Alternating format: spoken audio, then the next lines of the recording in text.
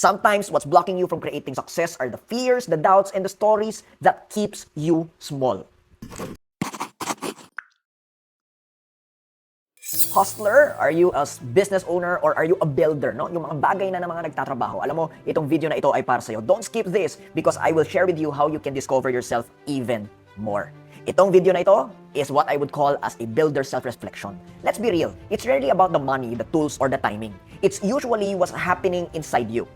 Sometimes what's blocking you from creating success are the fears, the doubts, and the stories that keeps you small.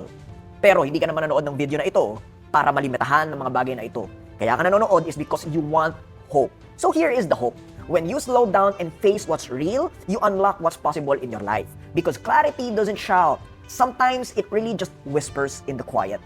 And for a builder like you, who actually wants to rise, they're the ones honest enough to sit in that quiet moment and actually listen. Ito ang papagawa ko sa'yo. Number 1, go to your ChatGPT right now. Go to the inner room with Migs Flores. No?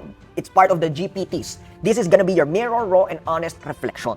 Number 2, gusto ko makipag-usap ka to the inner room with Migs Flores. It is actually an AI I have created, I have designed, and I have built to help you in your self-discovery and to help you in your self-reflection. Number 2, okay? I want you to start writing this or sabihin mo to kay the inner room. When I strip away my title, my money, and what people think of me. What do you think would remain in me today? Who am I without the noise? Tapos, kausapin mo siya, tignan mo kung ano yung mga sinasabi niya.